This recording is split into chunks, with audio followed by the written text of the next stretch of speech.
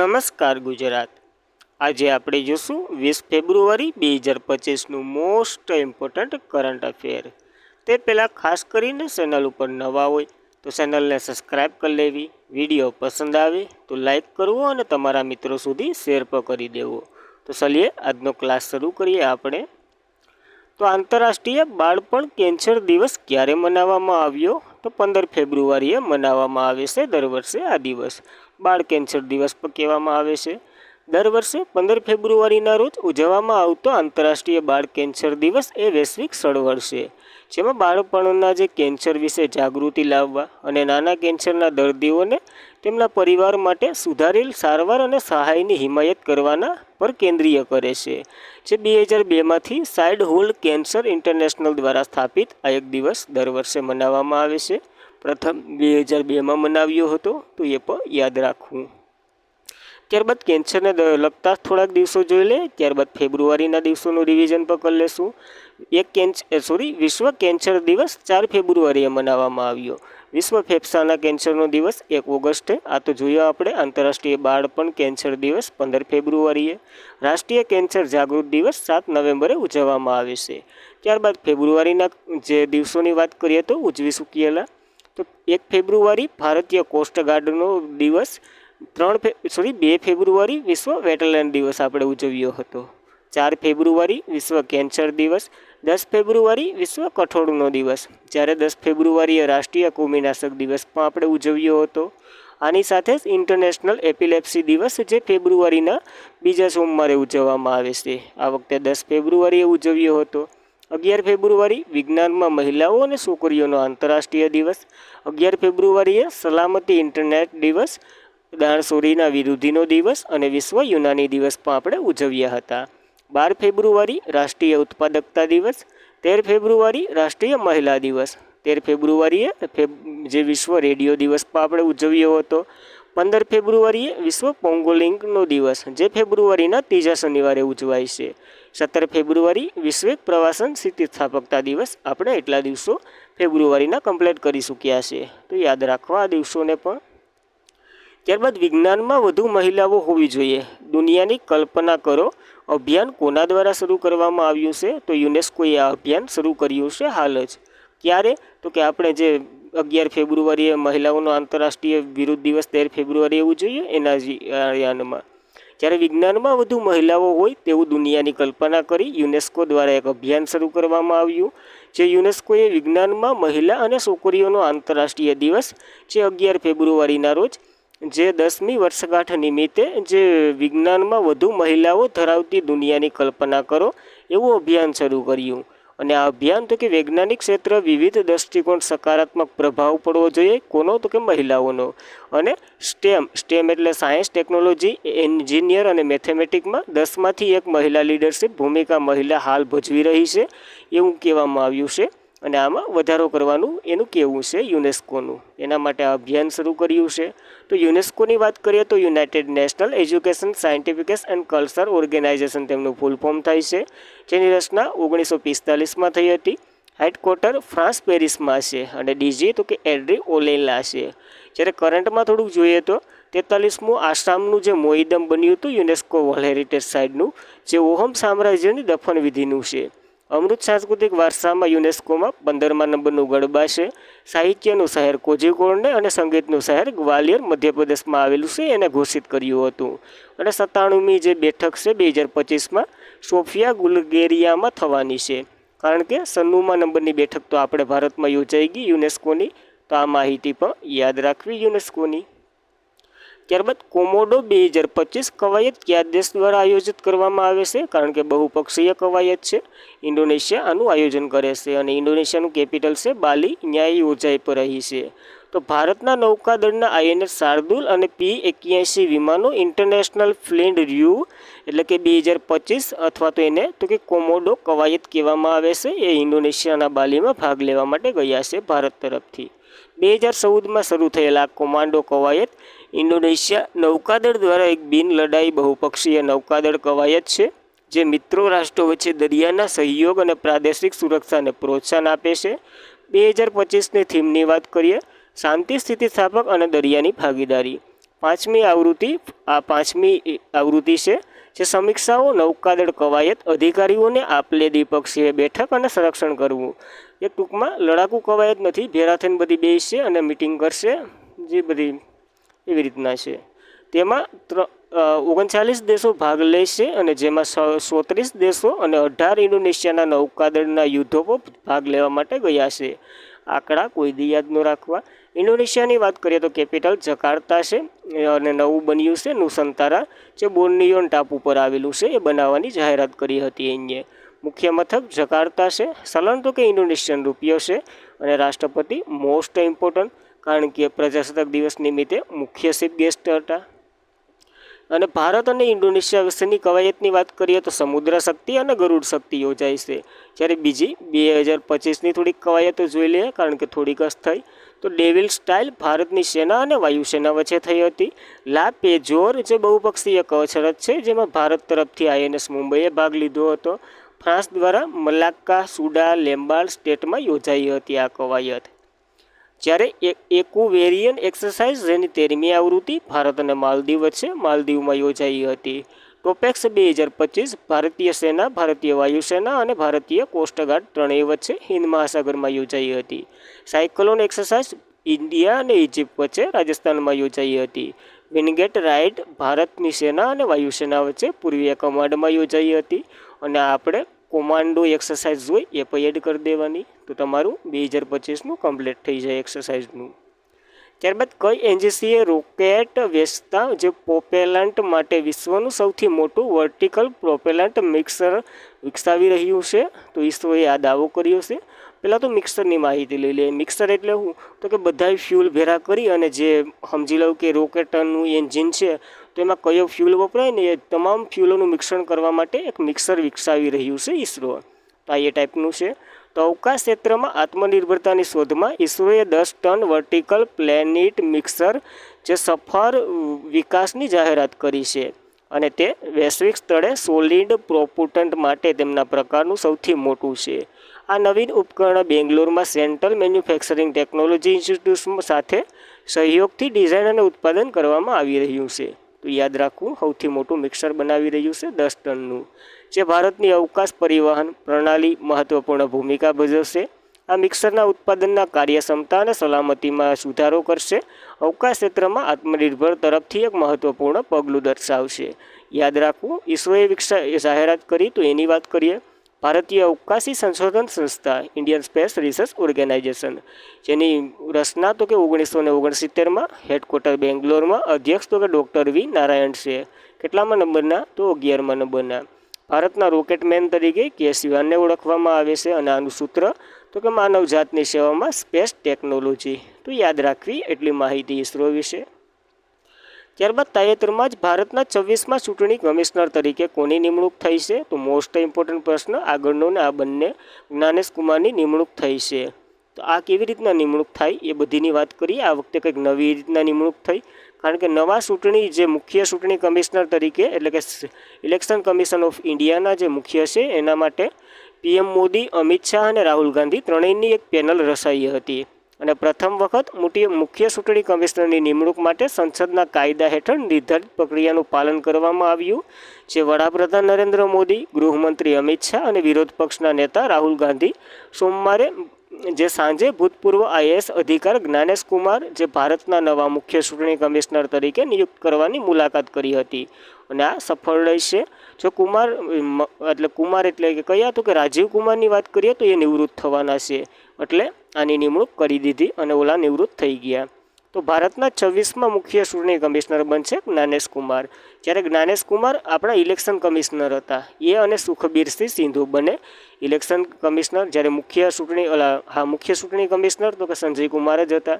આ તો કે જ્ઞાનેશ કુમારનું હવે સ્થાન કોણ લેશે? ચૂંટણી કમિશનર, ઇલેક્શન કમિશનર તરીકે વિવેક જોશી લેશે. તો આ બંને નિયુક્તિ એક સાથે યાદ રાખવાની. તો જ્ઞાનેશ કુમાર મુખ્ય બની ગયા, સુખબીરસિંહ સિંધુ અને બીજા કોણ? તો કે વિવેક જોશી, બંને ઇલેક્શન કમિશનર રહે. તો યાદ રાખવી, ત્રણેય મેરે સત્તા એક્ટિવિઝ હોય છે. દિવસે જે સુપ્રીમ કોર્ટના વડાપ્રધાન નરેન્દ્ર મોદીની આગેવાની હેઠળ 3 સભ્યની પેનલ આ વખતે વાત કરી દીધી. અને આમાં તો કે સુપ્રીમ કોર્ટમાં એક અરજી પણ ફટકારવામાં આવી છે કે આવી રીતના કેમ નિમણૂક કરી, એ બધી હવે જ્યારે શું કહેવાય સુનાવણી આવી છે ત્યારે જોશું.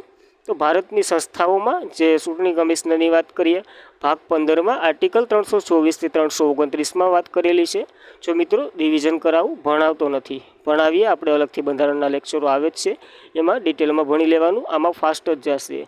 અને 2011થી 15 જાન્યુઆરીને નેશનલ વોટર ડે તરીકે ઉજવવામાં આવે છે. આર્ટિકલ 324 કોની ચૂંટણી? તો સંસદ, વિધાનસભા, રાષ્ટ્રપતિ, ઉપરાષ્ટ્રપતિની ચૂંટણી કરવાની સત્તા છે. આનું માળખું શું હોય? તો કે એક ચૂંટણી કમિશનર અને 2 બીજા ઇલેક્શન કમિશનર. આ બંધારણમાં ક્યાંય આવી જોગવાઈ નથી, કાયદા દ્વારા આ જોગવાઈ પાથરેલી છે. અને આ કાયદો તો કે રાષ્ટ્રપતિ બનાવે છે, ટૂંકમાં રાષ્ટ્રપતિની મરજી મુજબ થાય છે. સેવા શરતો નક્કી કરે રાષ્ટ્રપતિ. અને 1950થી 1989 સુધી માત્ર એક ચૂંટણી કમિશનર જ હતા. પછી એક બંધારણીય સુધારો થયો 1989માં, જે 21 વર્ષથી ઘટાડી અને 18 વર્ષ જે મતદાનની વય છે કરી દેવામાં આવી હતી. આ બધી તમને ખબર જ હશે. જ્યારે 16 ઓક્ટોબર 1989ના રોજ 1+2નું માળખું કર્યું, એક મુખ્ય અને અન્ય 2. તો ખાસ આ યાદ રાખવું. જ્યારે હાલમાં તો કે જ્ઞાનેશ કુમાર છે, અહીં સુધારો કરવાનો બાકી રહી ગયો. જ્ઞાનેશ કુમાર છે અને સુખવીરસિંહ સિંધુ અને બીજા કોણ? તો કે વિવેક જોશી છે. એ બંને અન્ય છે. આ જ્ઞાનેશ કુમાર મુખ્ય છે. સત્તાશક્તિ ત્રણેયને સમાન જ છે. અને કંઈ આડાઅવરું થાય તો બહુમતી લેવામાં આવે છે, એ પણ યાદ રાખવું. જ્યારે મહત્તમ તો કે 6 વર્ષ અથવા તો 65 વર્ષનો કાર્યકાળ હોય છે. આ પણ બંધારણમાં ક્યાંય ઉલ્લેખ નથી, રાષ્ટ્રપતિ દ્વારા નક્કી કરવામાં આવ્યું છે. રાજીનામું રાષ્ટ્રપતિને આપવાનું. અને દૂર તો કે મહાભિયોગ જેવી પ્રક્રિયા. તમે બધી ભણી ગયા જશો એવી આશા સાથે આનું એન્ડ કરીએ. થોડાક કરંટમાં અથવા તો જીકે જોઈએ તો પહેલા નંબરના સુકુમાર સેન હતા ચૂંટણી કમિશનર. અને પહેલા સ્ત્રી તો કે વીએસ રમાદેવી હતા. જ્યારે કલમ 324થી 329 ચૂંટણી પંચ અને સભ્ય વગેરેની સત્તા કાર્ય જોઈ ગયા આપણે. આ તાજેતરના એપો એને લોન્ચ કર્યા હતા, તો એની વાત કરીએ. Saksham app, Garud app, civil app, encore software અથવા તમામ ઉમેદવાર એપ જાણો, માન્યવી, વાસ્તવિક વગેરે એપો ચૂંટણી કમિશનરે જાહેર કર્યા હતા. તો એ પણ આની સાથે યાદ રાખવા. ત્યારબાદ જેકેબ ક્લિપ્લોએ બાર્સેલોનામાં હાઈ મેરાથોન વર્લ્ડ રેકોર્ડ તોડ્યો. હવે આ કયા દેશના છે? તો યુગાન્ડા, આફ્રિકાનો એક કોન્ટિનેન્ટ દેશ છે, ત્યાંના છે આ. તો ખાસ જેકેબ ક્લેપ્ટિમો જે બાર્સેલોનામાં હાઈ મેરાથોન વર્લ્ડ રેકોર્ડ તોડ્યો છે. અને એનો જ તોડ્યો છે કે 48 સેકન્ડ વધારે પૂરો કરી શક્યા, એટલે પાછો ઇન્ડિયન્સ રેકોર્ડ સ્થાપ્યો નવો.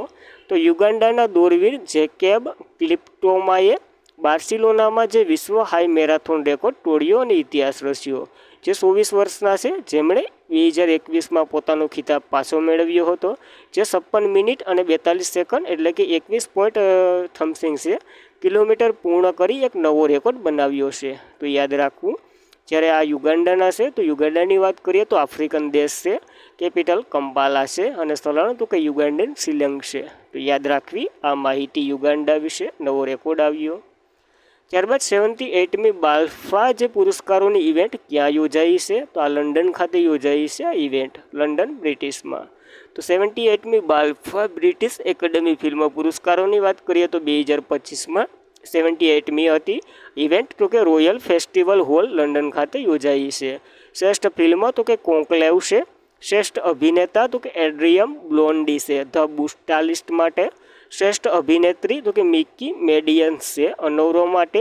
શ્રેષ્ઠ દિગ્દર્શક તો કે બેન્ડી કોબેન્ટ છે ધ બ્લુટાલિસ્ટ માટે. તો આ પાછળના મૂવીના નામ છે, આગળ એક્ટરોના નામ છે. તો આ ચારેય એવોર્ડ મોસ્ટ ઇમ્પોર્ટન્ટ. બીજા તો ઘણા એવોર્ડો છે, તો જેમાં પ્રશ્ન આવે એને ગોખાય અથવા તો વસાય. અને કરંટ અફેર અપડેટનો વિષય છે, કારણ કે વધારે ગોખવાથી પછી એની યાદ રહી જાય તો નવા બદલી જાય હોય તો એ ભૂલાય નહીં, એટલે ધ્યાનથી ગોખવું. ઉત્કર્ષ બ્રિટિશ ફિલ્મ કોન્કલેવની વાત કરીએ તો અહીં ધ બુડાલિસ્ટ એન્ડ ક્લાયન્ટ સૌથી વધુ 4 એવોર્ડો જીત્યા છે.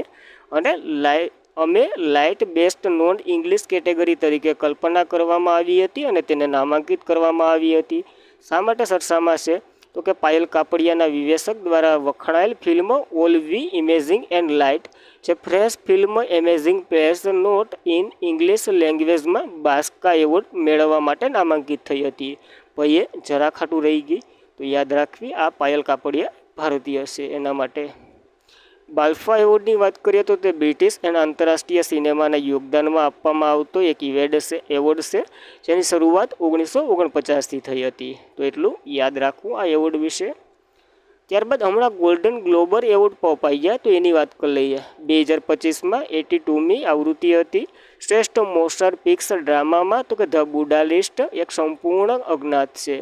મોશન પિક્ચર ડ્રામા અભિનેતામાં તો કે એન્ડ્રિયલ બોન્ડી, જ્યારે અભિનેત્રીમાં તો કે ફાન્ટાન ટોન્સ હું હજી પણ અહું છું એના માટે. શ્રેષ્ઠ દિગ્દર્શક તો કે બેન્ડી કોમ્બેટ ધ બુડાલિસ્ટ માટે. તો યાદ રાખવી આ ફિલ્મો અને એમના દિગ્દર્શક, અભિનેત્રી, અભિનેતા અને વગેરે વગેરે ફિલ્મો પણ. ત્યારબાદ તો કે મનુ ભાકર બીસીસીની ઇન્ટરનેશનલ જે Indian sport woman of the year award જીત્યા. તો તે કઈ રમત સાથે સંકળાયેલા છે? તો શૂટિંગના ખેલાડી છે આ મનુ ભાકર, યાદ રાખવા. તો બ્રિટિશ બ્રોડકાસ્ટિંગ કોર્પોરેશન એટલે કે બીસીસીનું ફૂલ ફોર્મ થાય એને સ્પોર્ટ એવોર્ડો જાહેર કર્યા, જેમાં ભારતના જોવાના છે, વિદેશના ગોખીને ક્યાં જાઉં. તો મનુ ભાકર શૂટિંગના ખેલાડી BBC Indian sport woman of the year જીત્યો. અવની લખેરા શૂટિંગના ખેલાડી BBC para sport woman of the year જીત્યો. શીતલ દેવી તીરંદાજના ખેલાડી છે, બીસીસી ઇમેજિંગ પ્લેયર ઓફ ધમાં નામ આપવામાં આવ્યું હતું. અને મિતાલી રાજ જે cricket lifetime achievement award 2024થી સન્માનિત કરવામાં આવ્યા છે. તો આ 4 મહિલાઓ જ છે બધાય, તો યાદ રાખવા.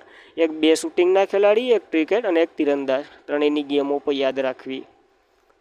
ત્યારબાદ રાજ્યોમાં જે પંચાયતોને સોંપણીની સ્થિતિ એક સૂચના જે પુરાવા આધારિત રેન્કિંગ આપવામાં આવી છે, એમાં ગુજરાતનું સ્થાન કયું છે? તો ગુજરાતને 6ઠ્ઠું સ્થાન મળ્યું છે, તો યાદ રાખવું. તો કેન્દ્રીય રાજ્યમંત્રી જે SP સિંહ બધેલે આજે નવી દિલ્હીમાં રાજ્યોમાં પંચાયતોને સોંપણીની સ્થિતિ પર એક અહેવાલ પ્રકાશિત કર્યો. અને રાજ્યોમાં જે પંચાયતોની સોંપણીની સ્થિતિ એક સૂચનાંક પૂર્વ આધારિત રેન્કિંગ શીર્ષ ધરાવતા અહેવાલો આજે નવી દિલ્હીમાં પ્રકાશિત કરવામાં આવ્યા છે. જે પંચાયતી રાજ મંત્રાલય, મત્સ્ય ઉદ્યોગ, પશુપાલન અને ડેરી મંત્રાલયના મંત્રી કેન્દ્રમાં કોણ છે? તો કે રાજીવ રંજન છે. રાજ્યમંત્રી SP સિંહ બઘેલે દ્વારા રજૂ કરવામાં આવ્યા છે. તો કે આમાં તો કે સારી પંચાયત કઈ છે એના આધારે આ રેન્કિંગ આપવામાં આવ્યા છે. કયા રાજ્યમાં સૌથી સારી પંચાયતો છે, જે ભ્રષ્ટાચાર ઓછું કરે, લોકોના કામ વગેરે વગેરે, એના ઉપર રેન્કિંગ આપવામાં આવ્યું છે. પહેલા નંબર ઉપર કર્ણાટક, બીજા નંબર ઉપર કેરળ, ત્રીજા નંબર ઉપર તમિલનાડુ છે અને 6ઠ્ઠા નંબર ઉપર ગુજરાત છે. તો યાદ રાખવા આ ક્રમો પર. અને આ 2013-14માં પેલો બહાર પાડવામાં આવ્યો હતો, બીજો 21-22માં. ટૂંકમાં 2013-14 અને 2021-22 દરમિયાન જે ગ્રામીણ સ્થાનિક સંસ્થાઓની સોંપણીમાં 39% હતી, એ વધીને 43% થઈ. તો આમાંય વધારો થયો. અને આવૃત્તિની વાત કરીએ તો 2013-14માં પેલી બહાર પાડવામાં આવી હતી, 14-15માં બહાર પાડવામાં આવી હતી. ત્યારબાદ આગળ બહાર પાડવામાં આવી છે, એટલા માટે યાદ રાખવી આ ઇવેન્ટો પણ. ત્યારબાદ દેશની પ્રથમ DNA બાયોબેંક ક્યાં શરૂ થઈ છે? તો પશ્ચિમ બંગાળમાં જે દાર્જિલિંગની ટેકરીઓ છે ત્યાં શરૂ કરવામાં આવી છે, પ્રાણીઓ આધારિત. તો દેશમાં સૌ પ્રથમ દાર્જિલિંગ પ્રાણી સંગ્રહાલયમાં DNA સામગ્રી એકત્રિત કરવા માટે બાયોબેંક શરૂ કરવામાં આવી. જે દેશની પ્રથમ બાયોબેંક પ્રાણી સંગ્રહાલયમાં પદ્મજા નાયડુ હિમાલય પ્રાણી સંગ્રહાલયને પાર્ક કાર્યરત કરવામાં આવી છે. અને આને દાર્જિલિંગ પ્રાણી સંગ્રહાલય તરીકે પણ ઓળખવામાં આવે છે, કારણ કે વધુ એ જાણીતું છે. વિજ્ઞાન અને ટેકનોલોજી મંત્રાલય હેઠળ centre for cellular and modular બાયોલોજીના સહયોગથી આ સુવિધા લુપ્ત પ્રાણીઓની કોષ, પેશીઓ અને નમૂનાઓ તેમજ મૂર્ત પ્રાણીઓના પ્રજનન કોષો એકત્રિત કરવા અને સાચવવા માટે આ બાયોબેંક બનાવવામાં આવી છે દાર્જિલિંગમાં. તો યાદ રાખવું. હવે આને નામ તો કે ફ્રોઝન ઝૂ તરીકે ઓળખવામાં આવશે. આ બાયોબેંક સ્થાપવા ગયા વર્ષે જ જાહેરાત કરવામાં આવી હતી. હાલ કાર્ય પૂર્ણ થઈ ગયું અને 23 પ્રજાતિઓ, 60 પ્રાણીઓના DNA વગેરે સામગ્રી પર એકત્રિત કરવા લાગી છે આ બાયોબેંક. તો યાદ રાખવું. જ્યારે બે આવા જ ફેક્ટો જોઈ લઈએ તો ભારતની પ્રથમ ડાયાબિટીસ બાયોબેંક ચેન્નાઈમાં શરૂ થઈ હતી. ભારતની પ્રથમ હાર્ટ ફેલિયો બાયોબેંક કેરળમાં શરૂ થઈ હતી. તો આ બંને પ્રશ્નો યાદ રાખવા. અને એની સાથે દેશ અથવા તો ભારતનું પ્રથમ પદ જોઈ લઈએ. વન ઇકોસિસ્ટમ ગ્રીન GDP સાથે જોડનાર પ્રથમ રાજ્ય દેશની સૌપ્રથમ કોસ્ટલ અને વોટ બર્ડ સેન્સસ શરૂ થયું હતું ગુજરાત ખાતે. આ પ્રશ્નમાં કંઈક લોસા છે. વન ઇકોસિસ્ટમ ગ્રીન GDP સાથે જોડનાર પ્રથમ રાજ્ય છત્તીસગઢ બન્યું હતું। સૌપ્રથમ કોસ્ટલ અને વોટર બર્ડ ગણતરી થઈ હતી નેશનલ પાર્કમાં, મરીન નેશનલ પાર્કમાં, એ ગુજરાતમાં થઈ હતી। ઘરેલું લૂંટ પર ઇન ફ્લાઇટ વાઈફાઈ ઇન્ટરનેટના સેવા પ્રદાન કરનાર એર ઇન્ડિયા ભારતની પહેલી એરલાઇન બની હતી। પૂર્વીય ભારતની પ્રથમ ખગોળશાસ્ત્રીય વેધશાળા પશ્ચિમ બંગાળમાં બનાવવામાં આવી હતી। આનું નામ તો કે આપણે સત્યેન્દ્રનાથ બોઝના નામ ઉપર રાખ્યું હતું, જે ભારતની છઠ્ઠી હતી અને પૂર્વ ભારતની પહેલી। પીએમ નરેન્દ્ર મોદીએ એશિયાના બીજા સૌથી મોટા ઇસ્કોન મંદિરનું ઉદ્ઘાટન કર્યું હતું નવી મુંબઈ ખાતે। અને આજના માટે એટલું જ હતું।